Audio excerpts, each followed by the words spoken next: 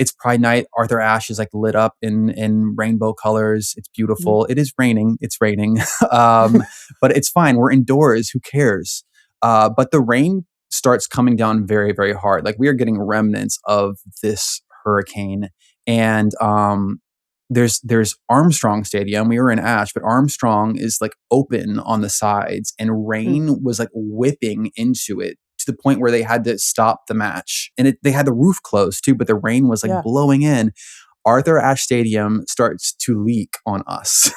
And we're like, I think we have to get out of here. That was from my conversation with Edward Schmit, the author of The Open Era, and of course, a really big tennis fan. In this conversation, we talk about Edward's love for tennis and also how he discovered it kind of later in life, despite the fact that it had been around him his entire life, what it's like to live in New York and go to the US Open, seeing Carlos Alcaraz win his first US Open, and how the sport really helped Edward with his own mental health journey. We talked about him being a theater kid, moving to New York, how his relationship with tennis has also been a part of his relationship with his father, and of course, how all of that came together for him to write his debut novel, a sports romance called The Open Era. The Open Era just came out yesterday, but I had a chance to read it ahead of time before we talked, so we also talk about the book itself. I'm a really big fan of it. We didn't spoil the book, so you can actually listen to this with no concerns there. And this conversation as a whole was really cool to not only see how tennis had affected Eddie personally, but how his knowledge and understanding of tennis came together for this book, which I thought was a great one. So without further ado, I hope you enjoy this week's episode of You Are What You Love. Hey everyone, welcome back to You Are What You Love. I am very excited to introduce you to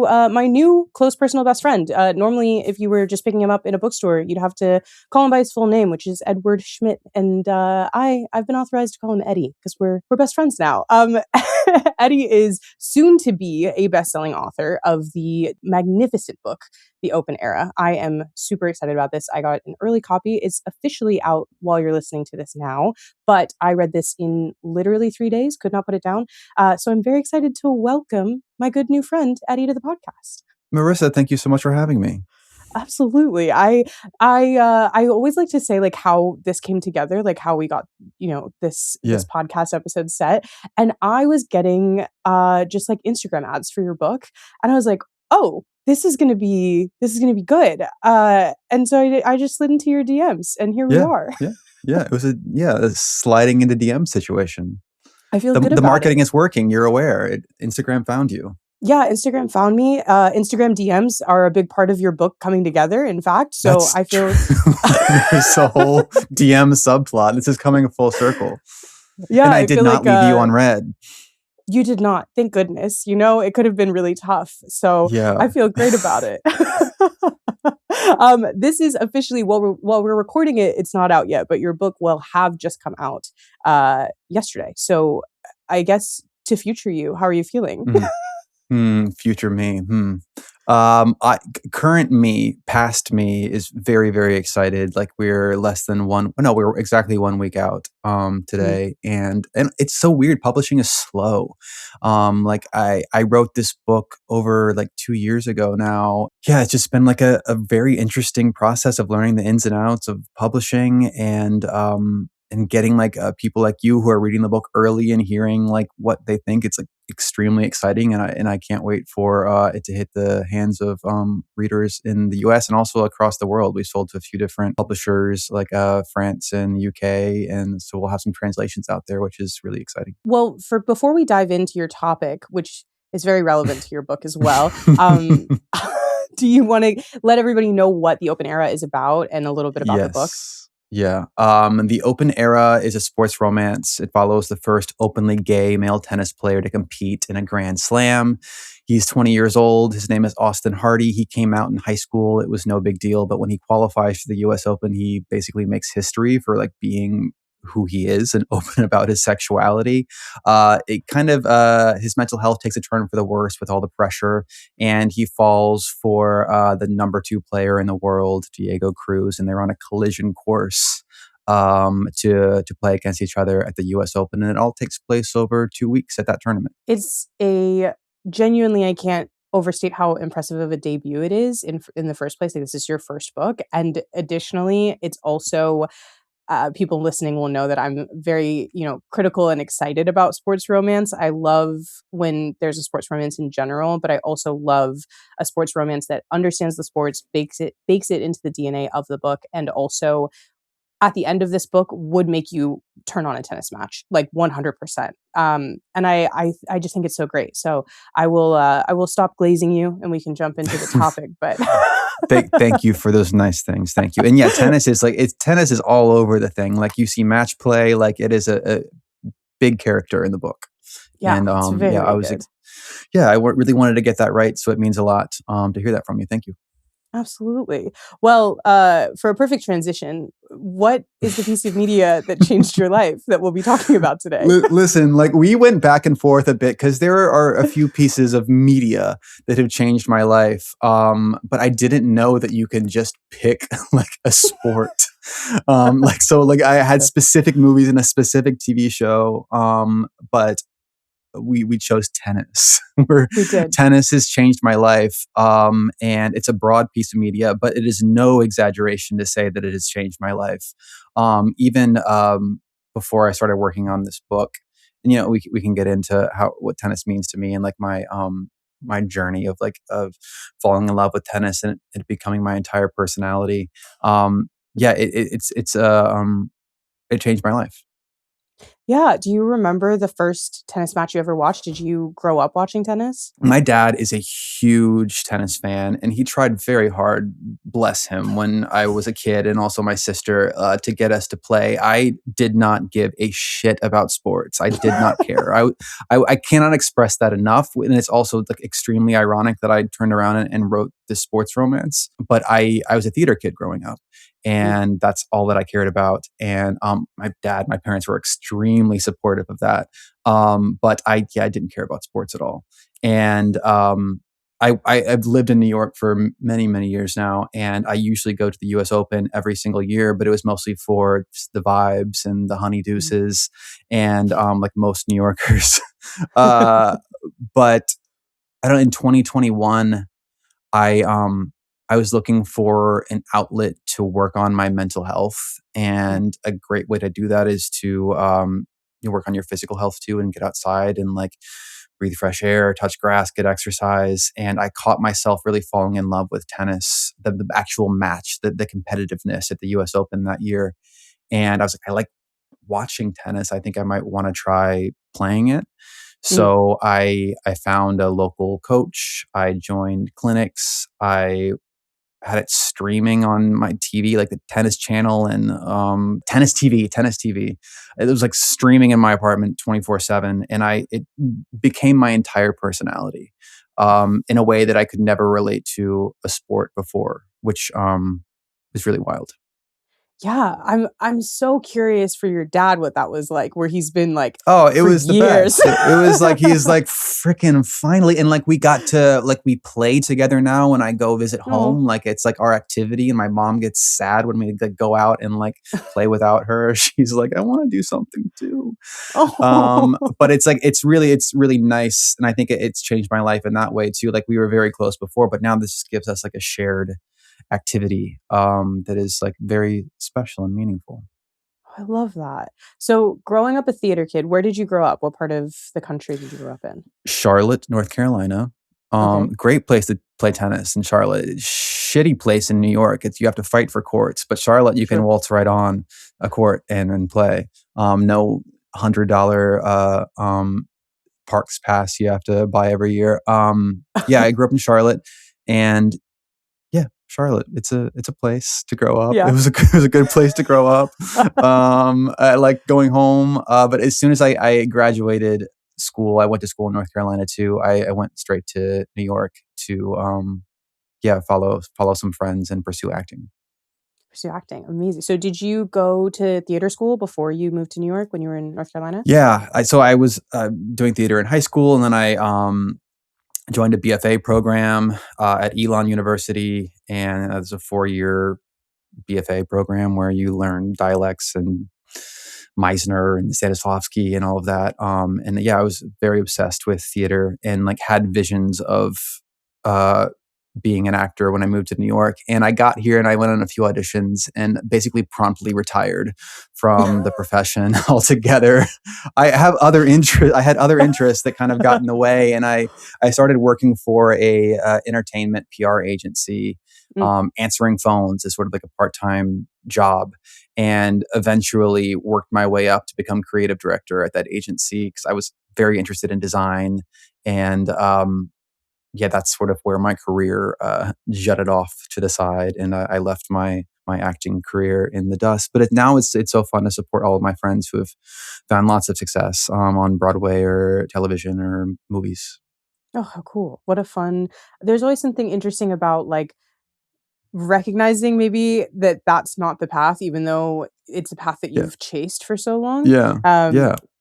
and it sounds like you had put quite a lot of time. Was there a moment that you sort of Were your parents looked at it pissed? yeah, no, and I say that as someone with, like, a very supportive parent that pursued the arts and was like, "Hey, how do we feel about this?" He was like, I mean, great. Like, sure, that's if that's what you want to do. But yeah, it's an investment of time and effort Yeah, and money, and also, I bring this up also because it is reflected in the book a little bit, which I don't want to spoil it, so I'm not going to like talk about it as well. But just I think when people listening to this then go read the book, there's a little bit of this sort of decision reflected in some of the journey of this book. But I wonder for you what it's like to look at something that you've worked very hard on and say, not for me anymore." yeah. There's like this old like saying or whatever. It's like if you want to be an actor and you can imagine yourself doing anything else, go do that Mm, thing. You yeah, really have to be stubborn about it. And I don't think that I was, and I also don't think that's necessarily true. Like I don't buy that entirely, sure. but yeah, I got distracted with other things, and it's funny because I do think all of that training was not for waste. Like that, Mm. those are like social skills that you build and you pay lots of money for that you can apply to. I think other things. I think they're transferable skills because a lot of like jobs are just they're social jobs anyways. Yeah. And yeah, and I also in writing, um, in that BFA program, I took playwriting and play script analysis, and all of that has informed like writing this book. And I could even like there's even a character who is a theater kid, so that I could use that history of my own to inform her character. It's always fun sort of hearing about an author's history as you go through it, as you've just finished reading something that they've written on. You're like, oh, there's that Hmm. piece of you, there's Hmm. this. Very fun. So you grow up in North Carolina, you're a theater kid, you go get your BFA, you move to New York, you give up acting, you become a creative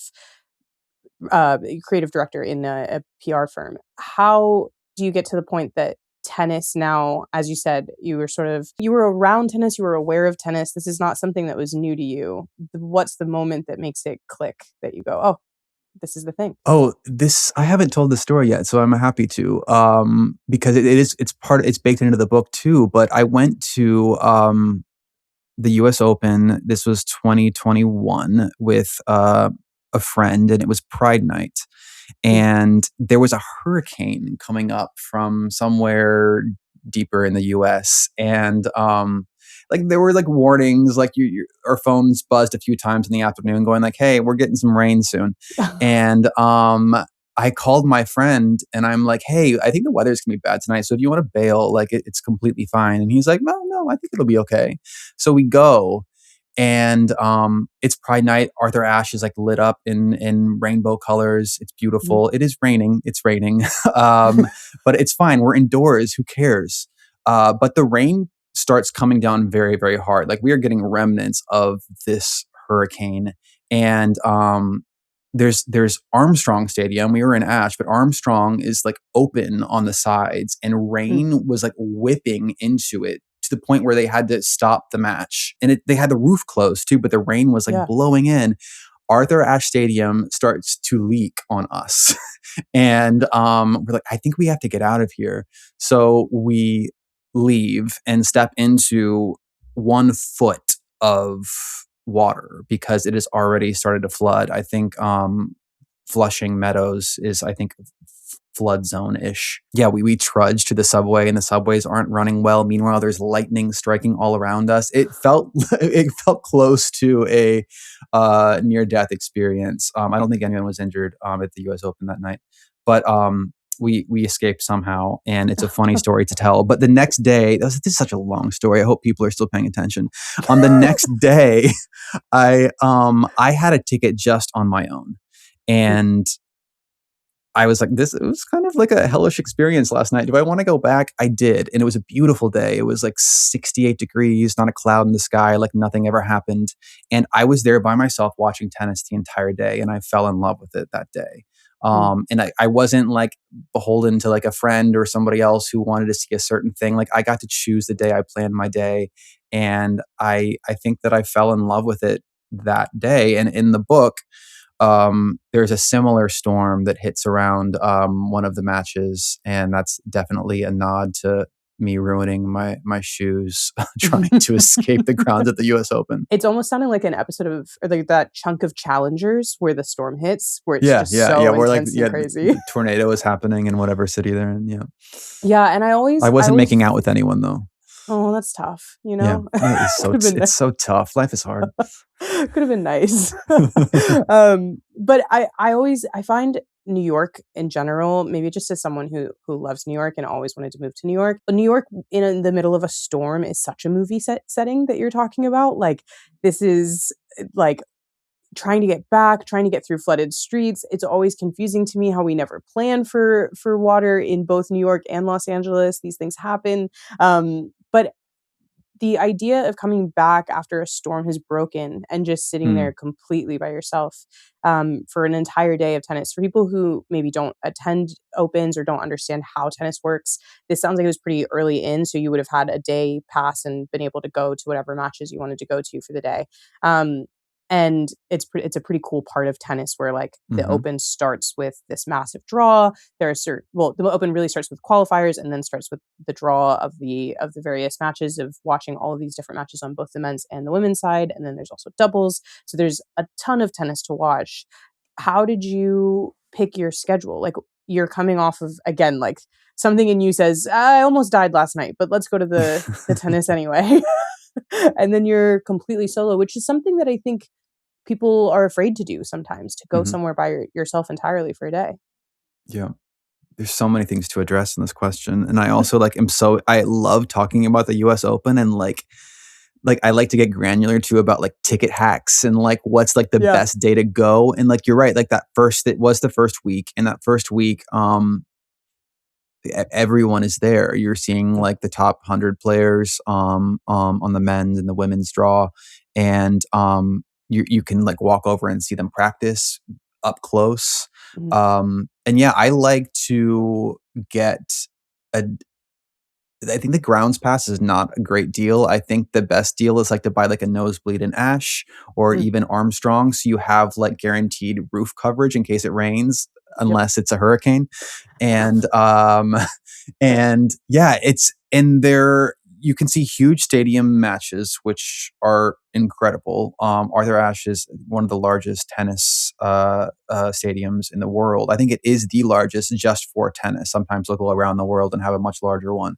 But yeah, and also I think the coolest part of the U.S. Open is to see the matches across the grounds too, in like the smaller courts, and there's like maybe like 6 rows of bleachers, and you can see top level tennis like right next to the players. And I think getting that proximity, because I'd been in Ash before and had like not great seats, it's harder to connect with the sport. But when you were able to see it up close, I think that changed things for me.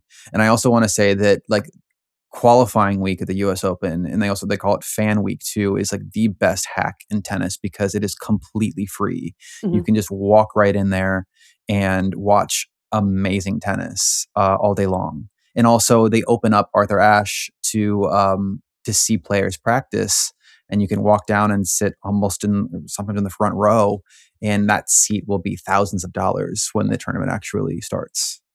Yeah, you bring up such a good like point about tennis specifically, which is how close you can get to the players and watching Yeah. them throughout the entire sort of stretch of a 2-week period. I think about this like comparatively. You have a very funny F1 mention in the book. There's also, football or American football or soccer or hockey. Any of these sports, basketball. If you want to be this close to the players, you would physically have to pay for a courtside Mhm. seat. But when you're talking about tennis and the ability to watch players practice, I think that's also such an interesting space to be that close to players that also kind of have this like this element of I always can't imagine what it would be like to be approaching the biggest matches of your life and be like, "Oh yeah, You just can watch it. come watch me like hit," you know? Yeah. It's Well, and like that's a bunch of in the people. book too, and it does Right. kind of affect Y- Austin. yeah. He's like, "Shh." She's like, "Please." um and but on the spectator side, when you're sort of having this, I guess, pivotal day at the US Open and you're watching practice, you're watching these players so close up, what do you feel like on the opposite side? Like how do you approach it as sort of almost being welcomed into a space that to some degree feels like a little too close in my opinion, but that's just me as someone who's always worried about people. It's kind of like having like a bad theater seat, like where you're Mm, all the way like in the mezzanine, all the way in the back, and you feel like you're watching people watch a show mm, versus sitting up close. You feel like you can get lost and feel like you're almost a part of the match. So maybe mhm. a bit of that was happening for me. Yeah. And it was, I think one thing that happened that year too was I didn't really know any of the players. Like I didn't know who to be like rooting for. Mhm, Um, and when you start to like start following them on social and being at matches where they win or they lose, you start to like, I don't know, just there's something that feels more personal about that. And mm. like I didn't know anyone in tennis before. Like I knew like the big three, big four, but I didn't care about them that much. I do now, and like I miss that I miss that golden age of tennis. But we have Yeah. a pretty good one right now. Yeah. um so a part of it was like figuring out who my players were. Yeah. And right around that time that I was falling in love with tennis, that was when Alcaraz was starting to rise to who he is now. And Mm, that was really cool. In that next year, my obsession with tennis was at its peak. And mhm. a friend of mine was like, "Would it be wild if we got finals tickets?" And then like they were pretty expensive, but like it wasn't like wild. And we were all the way in the back of Ash, like nose bleeds, but Mm. we were there his first very, very first Grand Slam win.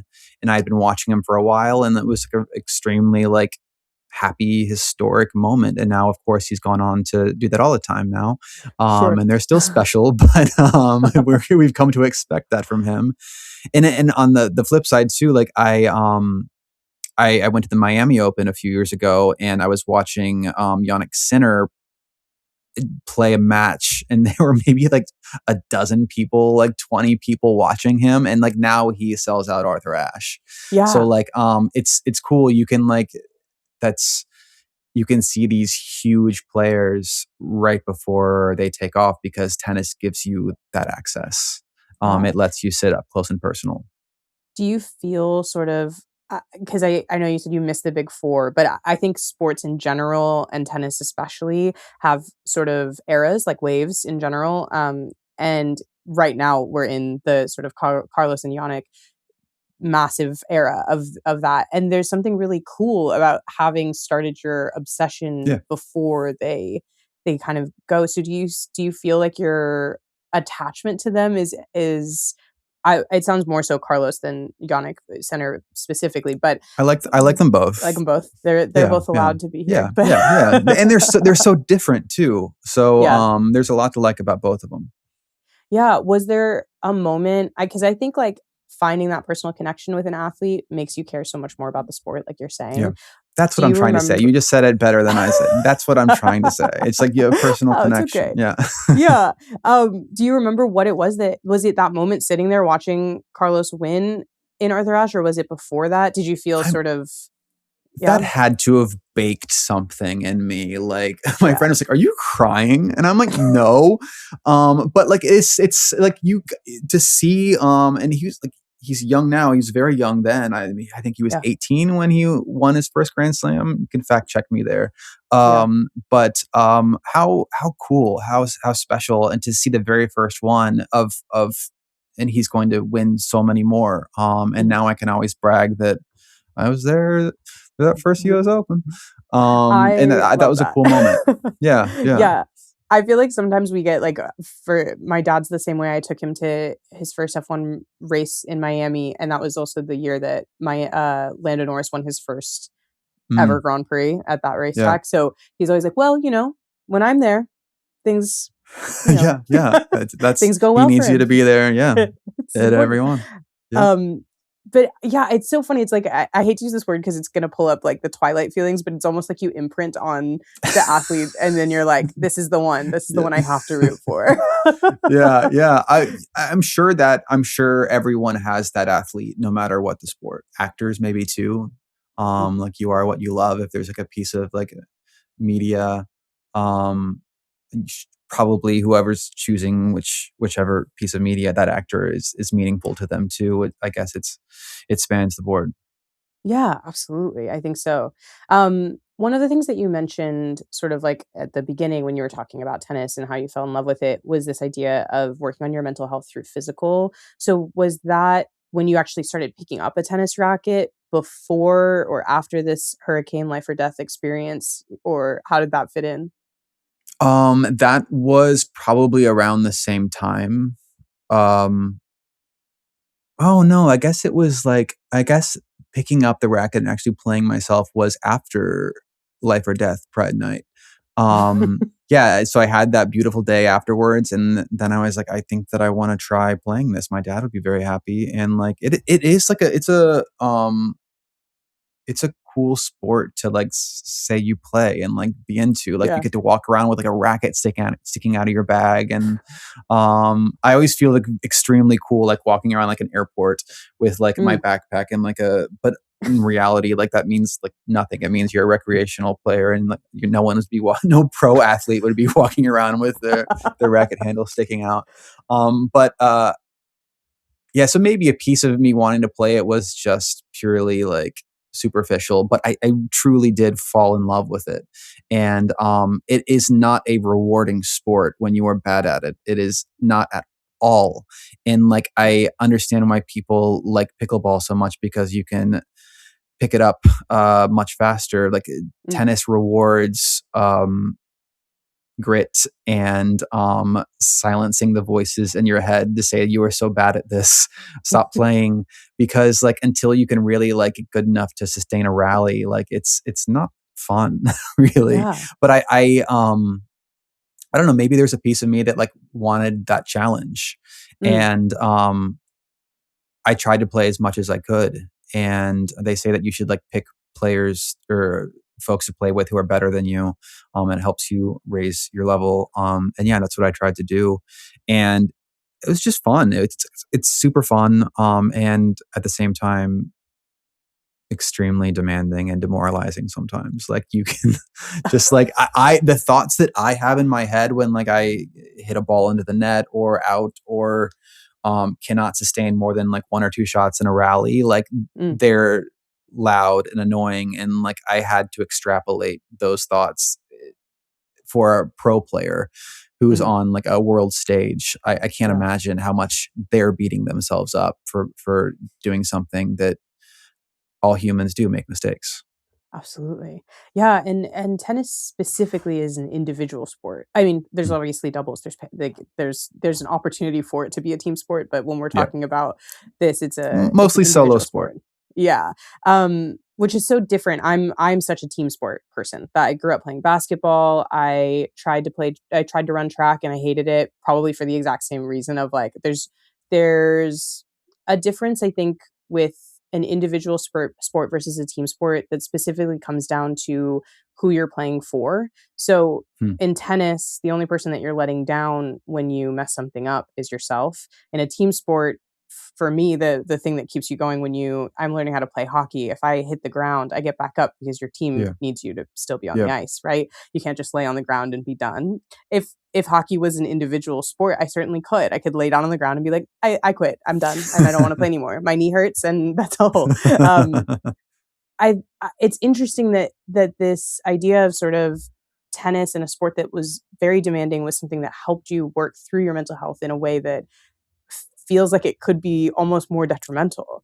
Yeah. So yeah. And I also want to, this feels like a therapy session now, because now I'm thinking like, well, why, like, did you pick a solo sport instead of a team sport? And I think maybe because like I wasn't confident in my like athleticism, that if Mm, I only was comfortable letting myself down and not anyone else down. Although yeah. like I do feel like I let someone else down if I can't sustain like a good rally with somebody. Like that's like I'm so sorry. We came all the way out here. We paid $100 and like we waited in line for 2 hours and now we can't even play the freaking game we're trying to play. So I that must have been a part of it. Out of all the sports that I could have picked. And now I've just started talking about therapy and I forgot the actual question.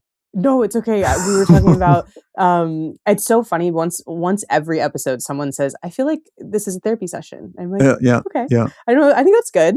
But I no, think it's a compliment. Yeah, yeah, but I think more just looking at like kind of you answered it, like what made you choose an individual sport, and you're talking yeah, sort of about this idea that like the place you were in was that you don't want to let someone else down. You're like, I want to work through this, and I can do it just for me, basically. yeah, yeah. Yeah. Well, yeah, and I think that there's like an interesting piece of that in the book too, because like when you're playing tennis for fun, yeah, you're only letting yourself down. But when you're a pro athlete and Mhm. the pressure starts stacking on you, and like it's not just letting yourself down, it's letting your coach down, it's letting your sponsors down, it's letting um and for Austin, he has so many eyes on him now, as like the first openly gay male tennis player. He feels like he's letting an entire community down, and that's a lot of pressure to be on like a 20-year-old. Yeah, and I think like you do a really good job of sort of I mean, to me, this book is it is a romance, but it is also very much a mental health journey, very specifically an anxiety book. And I think I think I texted you this or emailed you this, but there's a portion of this book where I was drinking a cup of coffee and I had to stop because I was getting anxious myself. Sorry. But I think that's a sign of really good writing. But if you're comfortable talking about it, what is your sort of relationship with anxiety and how does tennis fit into that?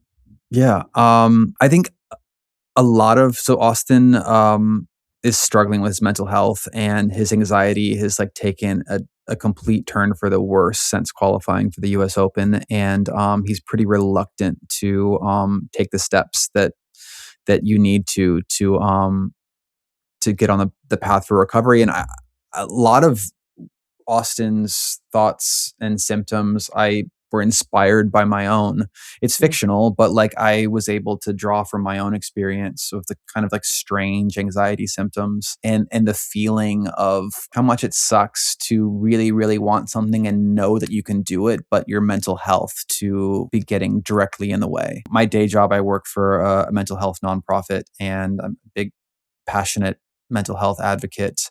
And no, I thought that it was I was interested in telling a mental health story too, yeah. and the mental health piece of it, and also like the competition, like the tournament piece of it. They all interact with each other. The romance, mental health, U.S. Open. It's like a trifecta of things, and like one goes bad, and the other two fall as well.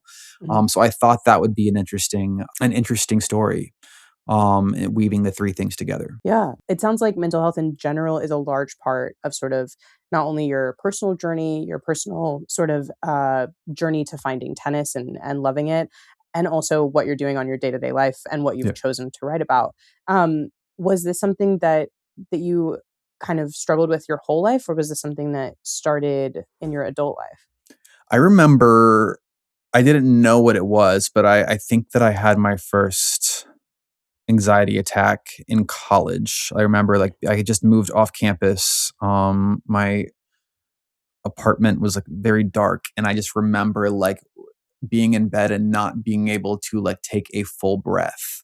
And like Mm, that's it's a scary feeling whenever you feel it, even if you've had anxiety or panic attacks many times. But like the first time you experience it is like really, really scary.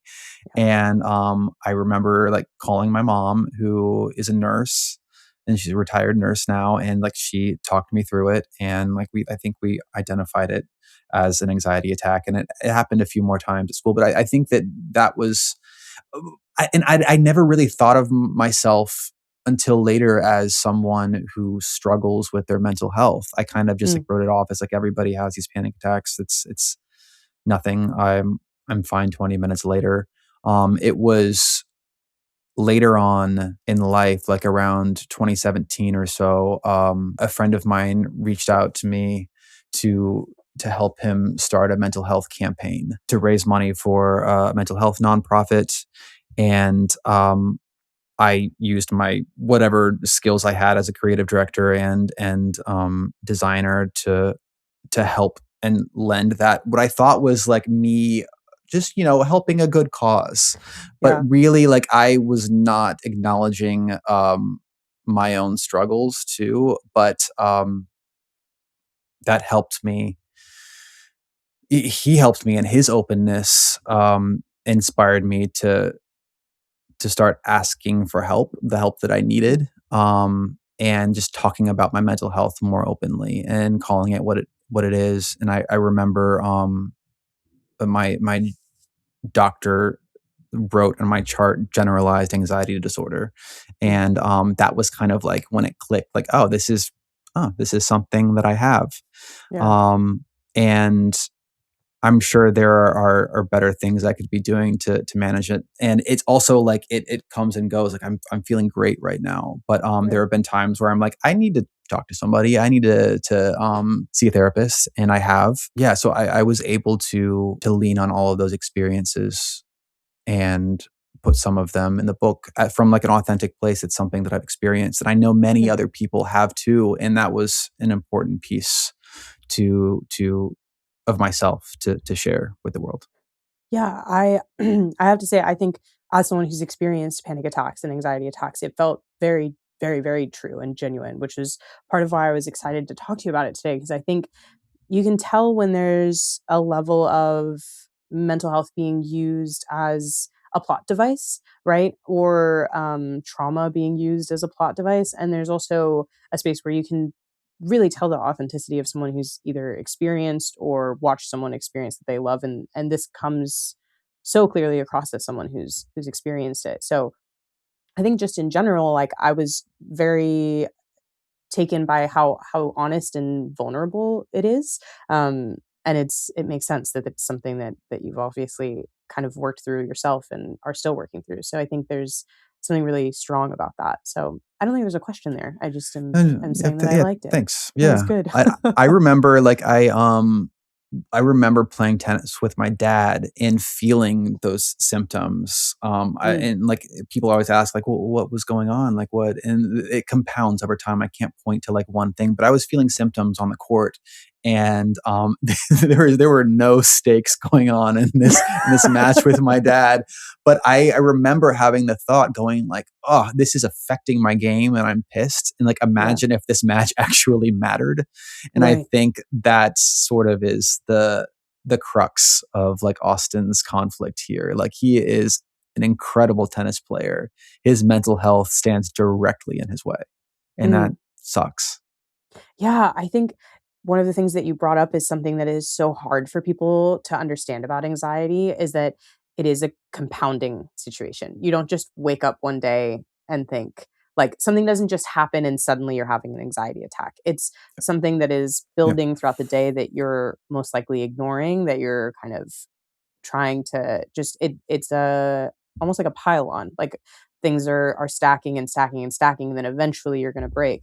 Um and I think that that's a really genuine portrayal that I wish people understood a little bit more, because I think people who either ignore it or don't experience it look at it and say, "Well, like, well, just chill out," It's like, Just why? What's going on? What do you think? What do you think brought it on? It's like, I don't like know.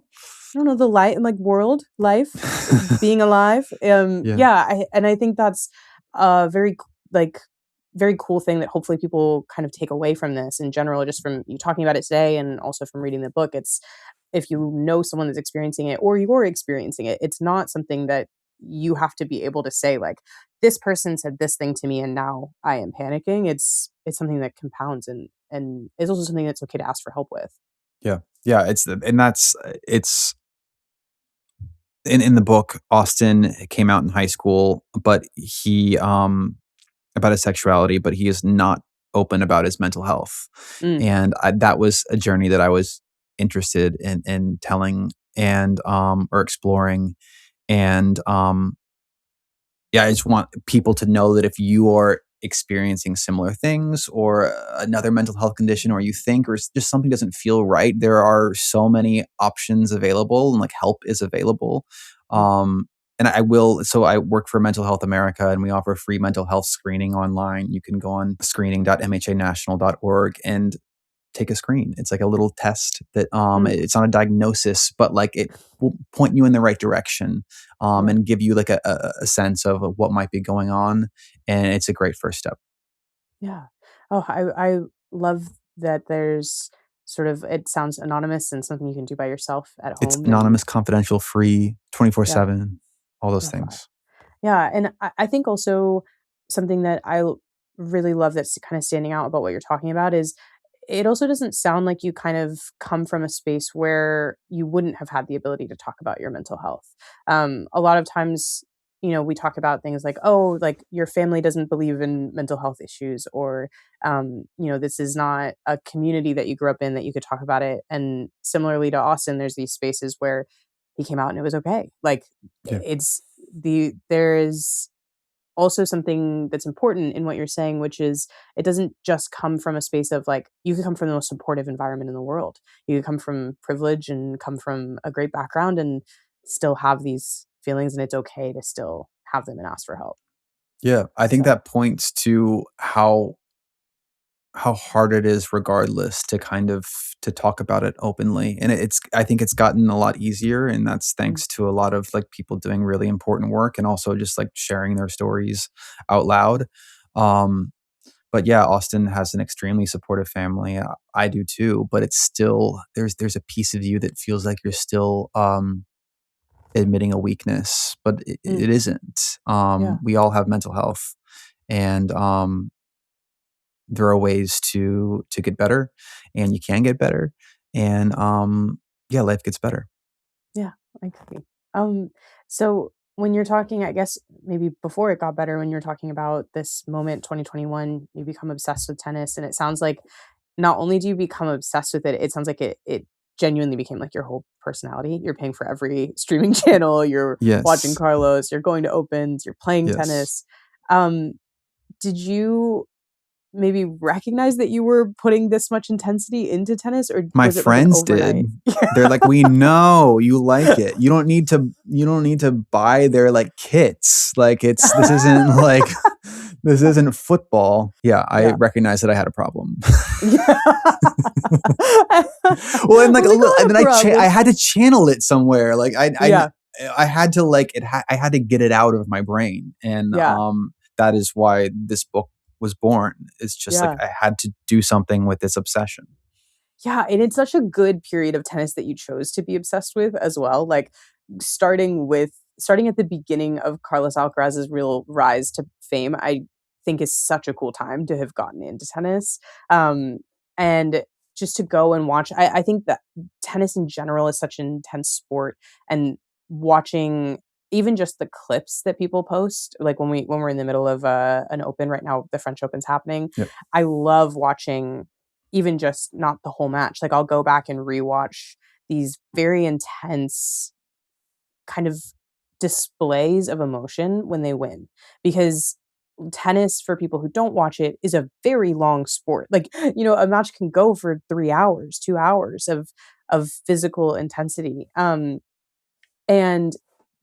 I when you were playing and kind of bringing that into yourself, you're watching this sort of high level of superhuman physicality, and then at the end of this, oftentimes an extreme release of emotion. There are so many famous photos of the best tennis players in the world laying completely bare on the ground, just open. Like I'm thinking of so many, I can't even pinpoint a favorite to point out.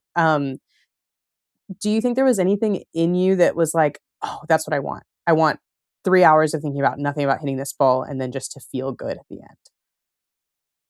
Yeah, I think there is a with sport and like physical activity, there is a piece of you where you can turn off the thinking part of your brain, or try Mm, to, and like focus on the ball, the ball, the ball. Don't take your eye off the ball. mhm, And I think that I probably appreciated that, where I'm not on my phone for 90 minutes.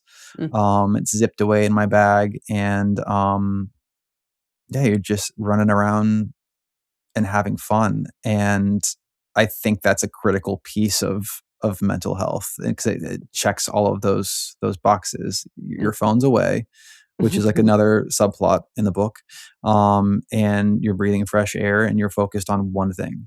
Um, and the stakes are low relatively. Yeah.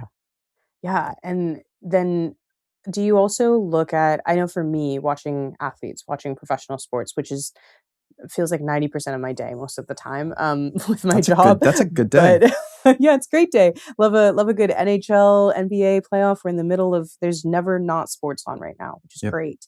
But one thing for me, I always watch is I am watching people do something that I know that I can't do to that level, but also watching them then speak on the journey of doing this. Like, um, there's a really great documentary called The Last Dance that's about Michael Jordan and about this second period of time where he decides to go back and win three more championships for fun, after trying to play baseball. And when you listen to him talk about that, there's sometimes this small open vulnerability where you can hear him say like you can hear him sort of realize like, oh, I left this behind to be great, or Hmm. people didn't like me because I was trying to put everything, give my all to doing this sport. And in that you make a lot of sacrifice. And sometimes for me, when watching that, it helps me go, okay, well, I love watching this person. They do bring me joy for the hour that they're on court and doing whatever they're doing, or the 3 hours that they're playing a tennis match. But also, sometimes it's more the vulnerability of seeing them say, and I'm human. Here's something that sucks in my life and I'm playing through it. Do you ever feel like looking at sports or looking at athletes in particular gives you a better sort of glimpse into humanity, or like gives you an idea of how to push yourself forward? Whew, deep question. Mm. Yes. That's my answer. Yes. I and it goes back to like, forming like these, who are we rooting for? Like we're Mm, rooting for humans who make mistakes. Um, and I think that the most compelling people to root for are the ones who are most open about who they are. mm, Like I'm thinking of like many athletes who have been generous talking about their mental health and their struggles with their mental health, and like we see that human side, yeah, versus like the competitive athlete side we see on their court or their field. um mm, I think that those make for really compelling stories. And like when you were talking earlier, I was thinking of Andre Agassi, who like writes in his mm, biography that he hates tennis, or he hated tennis because mm, he was kind of like conditioned as like a young kid to be like this incredible player, and he did become that, but at great costs. yeah, Um, those are extremely compelling stories, and like I don't think it's dissimilar to like everyday people who aren't athletes. Like we all yeah, like make compromises here and there, but like for athletes, like it's so public and it's on the world stage, and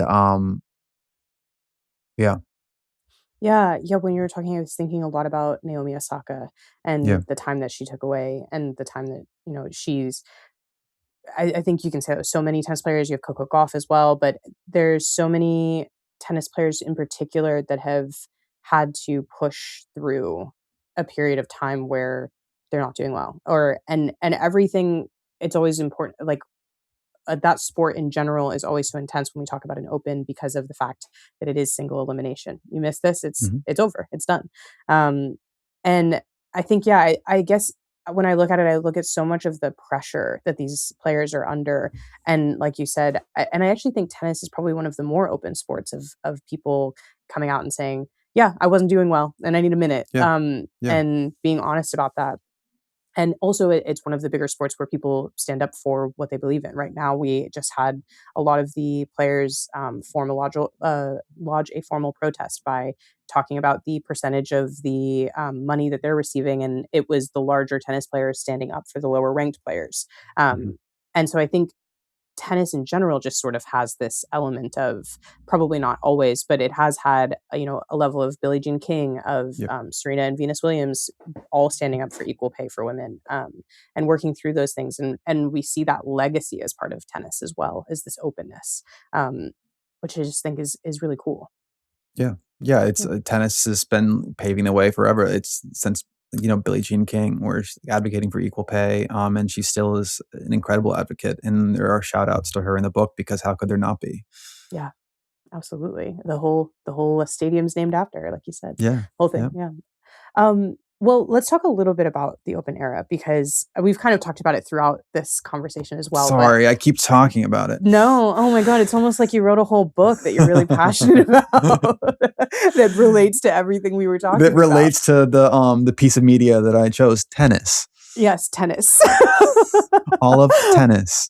um, I think that this book is genuinely, like, you can feel, and obviously having spoken to you now for 45 minutes or so about tennis as a whole, it's obvious how much you love and respect tennis. But I also think it does something that sports romances for me are make or break, which is the setting of the sport is also its own main character in some ways. This book is not possible without tennis, obviously, but it also, this relationship is not possible without tennis. Um, what was it that made you sort of say, "Okay, I'm obsessed with this. Let me channel it into this love story"? It started with it's my personality. It's an obsession. I have to get out of my head and onto the page. I love the US Open. I've been to Wimbledon. I haven't been to the other two Grand Slams. I hope to one day. But I just wanted to see if I love the pressure cooker of a Mm, slam too. It is 2 weeks, 3 weeks, including qualifiers. Um, a lot can happen in those 2 weeks, and only so much mhm, can happen in those 2 weeks. So I wanted to see if I could weave a romance into those 2 weeks. mhm. And it was a bit of a challenge, but kind of an exciting challenge, because we see just the teeny tiny spark of a start of Austin and Diego. And it's your rivals to lovers trope. And I think that's Yeah, really interesting because they both want the exact same thing and they cannot both have it. yeah, And that is like really, really interesting tension. And yeah, I thought that would be I thought the US Open would be a compelling setting for that. And it's true. It's like you get 2 weeks. That's it. yep. It's it. 2 weeks, and the other thing I love about this book is I think people are gonna expect it to be 2 established tennis players that are rivals that are meeting up and already know each other and are that competitive and pitted against each other. Austin is very much the underdog. He's a qualifier. Austin is not ranked top 100 coming into this book, Yeah, he and comes in the at 239. So he barely 239. qualifies to play in qualifying. And no one's expecting him to make it into the actual draw. Um, and this is a really exciting and cool, I think, take on it because a lot of times when we talk about the rivals to lovers sort of trope, it is 2 players that have been pitted against each other since they were kids or anything like that. And this is a very different take on that. So I'm curious what made you decide, like, for that separation of them almost. Yeah, so Austin, he's 20 years old. He's ranked 239. He has been like traveling. He dropped out of college. I don't think his coach really wanted him to do that, but we're seeing a lot of actual players do that now to turn pro as early as Mhm. possible. And yeah, I wanted it to be sort of like a fish out of water story. It's his very, very first slam, and like he's gotten the hang and done well at challenger tournaments. But this one is a whole nother ball game, which is not the right pun here, but it's still a ball game. There are Still a balls. ball game, yeah. New balls, please. And yeah, so he almost has no business being in the slam. Against all odds, he is. And then he is deeply aware of world number 2, Diego Cruz, but he has a panic attack on a practice court after all the attention kind of turns to him, and he opens his eyes to Diego staring at him. And Diego is like, he's a rising superstar in tennis. He's ranked number 2 in the world. He has yet to win a slam, but he is right on track to do so. And I wanted them to be as sort of like far away as possible there in terms of like their careers. But they have a lot that they relate to each other pretty quickly, and they form a pretty fast friendship. And playing Mario Kart in late night hangs in hotel rooms. Yeah, but it's in Austin sort of he looks up to him as like, this is like a really incredible tennis player, but he also has like a massive crush. And I don't know if you ever played like a sport against someone you have a massive crush on. It's hard to pay attention. So Austin is up against many things, and also that. Yeah, I will say it seems like it's not an experience for me, but it seems like a stressful one. I was like, oh, yeah. Not preferred. Not preferred, not ideal. If you have to, you must. I think this is so fun because it is different than maybe the rivalries that we're very familiar with, and sort of the rivalries that will be brought up when talking about this book, just from the sort of basic summary of it. But I think the context, I think setting them up in this way is so different than what we're used to talking about when it comes to sports rivalries, whether it's in a romance book or not. Yeah, you read the description of the book, I think that you can probably draw comparisons, or people want to. But my hope is that you read this book and see these characters as very singular and maybe different than what you're expecting. Yeah, they're different. Full stop. Yeah, 100%. And I truly feel that way. Like, I think there's a little bit of an obsession with trying to say that things are fan fiction, or finding this like space of oh, this is this person, or this is this person. And often I think it comes from like an excitement of something that you're obsessed with being maybe comparatively written about, right? Like, for everyone who loves tennis and loves rivalries and is so excited, of course you want you want to find the little fun I understand. facts. I understand. Right. But just having I read see the whole you book, in the comments. You're like, I see you, I hear you. I just want you to know that these are not just read the book, and I think that you might change your mind. Yeah. And I think also, having spoken to you so openly and honestly, so much of this book is just you, like in a way that is not saying that you wrote a romance. You get to cosplay as a professional tennis player now via my book. It's just you. No, it's so much of it is your personal experience that is so separate from sort of what we know about these pro players and where they come from. And I think all of the references in this book for a tennis fan are so great. You're like, oh, this kind of feels like this comes from here, or this, I remember this player. And even the reference point that you make about hating tennis is brought up in here as well with another player. And I think there's so much reference point for people who love tennis, as well as characters that are completely singular and different from real tennis players. So yeah, it's composites of real people and unreal people, and yeah. And I'm like a little, you can always tell if I really, really liked a book, because I'm like, I really liked it, guys. I really, really enjoyed it. You can tell if I like a book because I say so. Yeah. And also, I didn't cancel the interview. So you're like, I'm sick. Like, oh my God, so sorry. It's not gonna work out.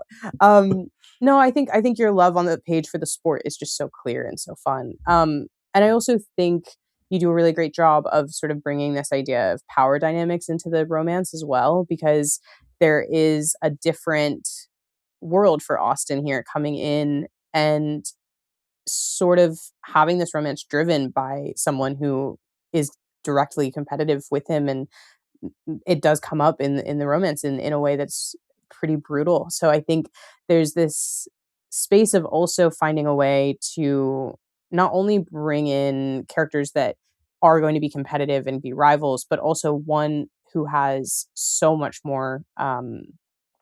I think one has more to lose in a very different way, and one has so much more sort of expectation in a Yeah, he's different way. trying to prove himself versus I think they're both trying to prove themselves. But yeah, you're absolutely Yeah. right. It's like more is on the line.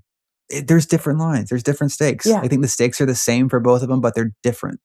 Yeah, in a way that it's almost like it's really just timing in some ways. Like they just Yeah. both have so much in a way that's not overwhelming, but in a way that is really well done.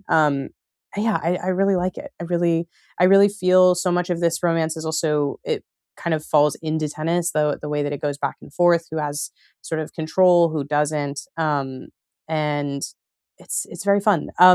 One thing that I do want to talk about is this level of competitiveness that they do have throughout the Mhm. romance. I don't think there's one moment where they're not competitive, even just hanging out. How important was it to bring that in? Because that is not necessarily your typical romantic dynamic.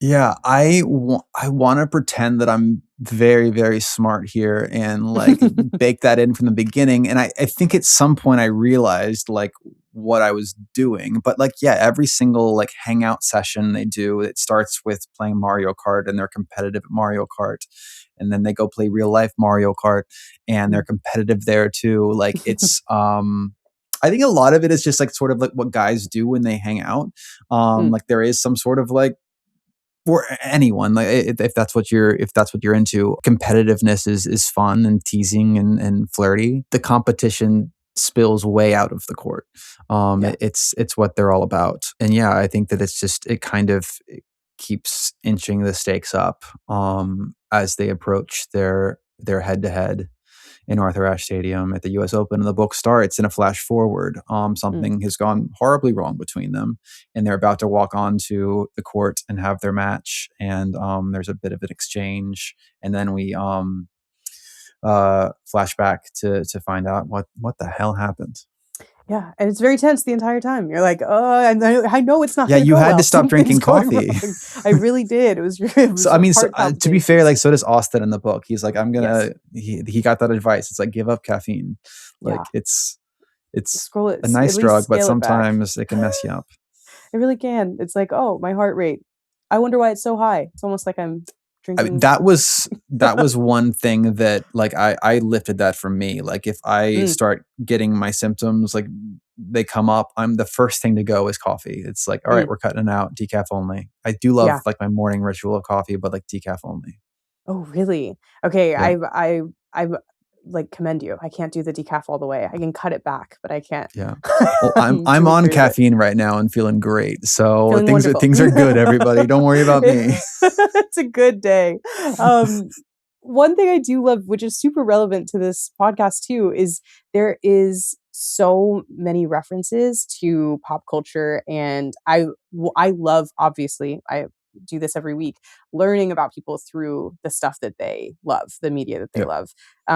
I think we learn a ton about both Austin and Diego. There's a Phineas and Ferb mention. There's Gilmore Girls mention. There's so many other general mentions of media. I'm curious if Diego and Austin had to come on this show and pick a piece of media that changed their lives. What would they pick? Oh, um, mm, um, well, I think that yeah, they would definitely pick tennis in general. No, that's a I can't do that one. Yeah, they're so single minded that they would pick tennis. I'm sure Austin would pick. There's a fictional character in the book. His name is Erickson, and he's retired now, but is like a huge pro player, many slams won. He would probably pick a famous match of his.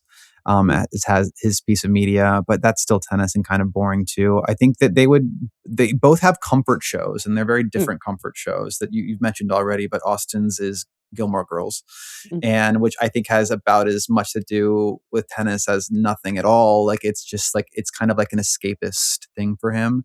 And Austin also lost his father a few years before the book starts, and I don't know. I think that they're you have Richard Gilmore, but like most of the time, like the father figure is out of Mm, the picture in Gilmore Girls, and I don't know that that might be why he's sort of interested in that. And then Diego is obsessed with Phineas and Ferb, and so both of them, they watch these shows a lot. And I read a few years ago, like I think that's sort of like an anxious thing to do, like you mm, rewatch shows that you love.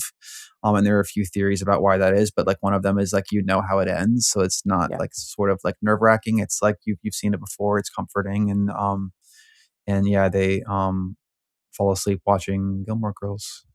Yeah, they do. I love Gilmore Girls, I and do I think too. it's such a good I don't know much show. about Phineas and Ferb, to be perfectly honest. But I do love Gilmore Girls, and I did find it later in life. I remember it like coming on the WB, I think it was, and Yep. I'm like, this show is not for me. I was wrong. It Yep. is. I love It's the also banter.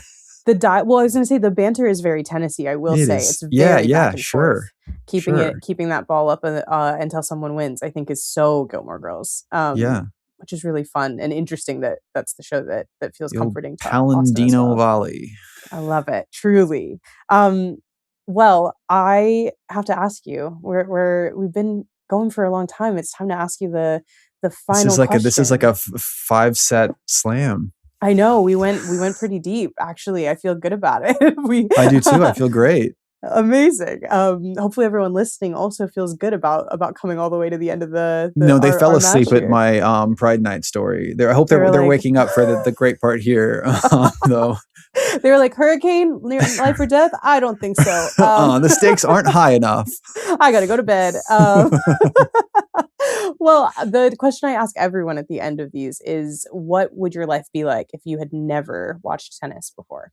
I don't want to think about that. Like I like it's like truly like when we arrived at tennis, like as what I choose, the Mhm. entirety of tennis for this podcast, like my life, tennis changed my life completely.